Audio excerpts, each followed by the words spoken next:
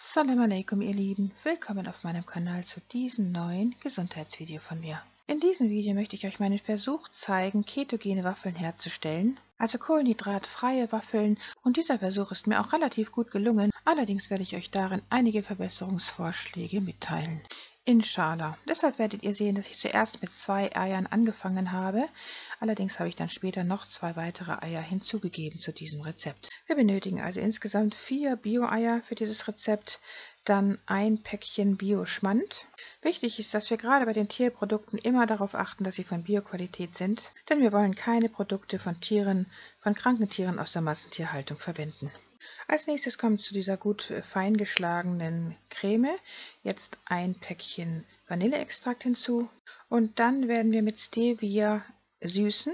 Man könnte allerdings auch Xylit verwenden. Xylit hat den Vorteil, dass es eben geschmacksneutral ist und eben genau wie Zucker schmeckt. Bei dem Stevia gibt es immer so einen ganz leichten Nachgeschmack, aber vom Stevia braucht man nur einen Viertel Teelöffel benutzen, weil es eine sehr starke Süßungskraft besitzt. Dann kommt Kokosmehl und Mandelmehl und auch Backpulver hinzu. Ich möchte aber empfehlen, das Kokosmehl entweder ganz wegzulassen oder nur einen Bruchteil von der Menge zu verwenden, die ich hier verwendet habe, weil Kokosmehl alles sehr stark austrocknet, wodurch dann auch die Waffeln hinterher eine relativ trockene Konsistenz bekommen. Deshalb möchte ich empfehlen, das Kokosmehl lieber wegzulassen. Hier haben wir jetzt nochmal die restlichen 2 Eier hinzugegeben, alles gut verquirlen. Und weil mir der Teig immer noch etwas zu trocken erschienen ist, hatte ich dann noch etwas Biomilch hinzugegeben, aber die könnte man dann theoretisch weglassen, wenn man das Kokosmehl auch weglässt. Aber je nach Konsistenz des Teigs könnte man dann ausprobieren, ob man etwas mehr oder weniger Flüssigkeit noch hinzugibt. Der Teig sollte eben nicht zu fest, aber auch nicht zu flüssig sein. Ja, und das war es dann auch schon. Und dann werden wir jetzt hier das Waffeleisen mit etwas Biobutter einpinseln, und dann kann auch schon ein Löffel, so ein Schöpflöffel von diesem Teig in das Waffeleisen gegeben werden und das geschlossen werden, und dann wird die Waffel gebacken. Und wie wir sehen, funktioniert das eigentlich relativ gut, Mashallah. Nur beim Herausnehmen der Waffel muss man etwas vorsichtig sein, weil die Waffel natürlich nicht ganz so eine unverwüstliche Konsistenz hat wie herkömmliche Waffeln, weil sie eben ohne Gluten und ohne Kohlenhydrate hergestellt wird. Und sie genauso köstlich wie herkömmliche Waffeln schmecken, Mashallah.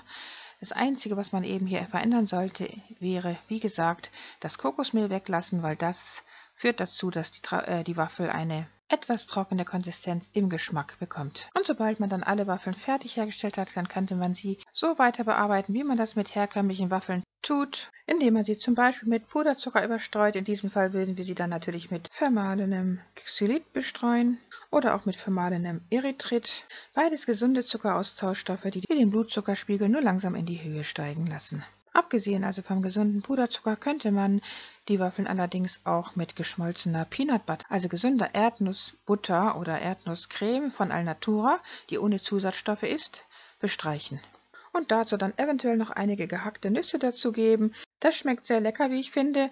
Wenn man das noch süßer haben möchte, könnte man darauf natürlich auch nochmal Puderzucker streuen. Je nach Geschmack, solange eben die Waffel dabei ketogen bleibt. Denn die vielen Kohlenhydrate sind es, die uns auf Dauer, und wenn man sie in solchen Massen verzehrt, wie wir das heute tun, krank machen. Deshalb dient die konsequent angewandte ketogene Ernährung dazu, uns gesund zu halten und uns vor Krankheiten zu bewahren, solange wir dabei auch viel frisches Gemüse, Sprossen, fermentiertes Gemüse und grüne gepresste Wildkräutersäfte täglich in unseren Speiseplan integrieren, um uns mit allen notwendigen Nährstoffen zu versorgen.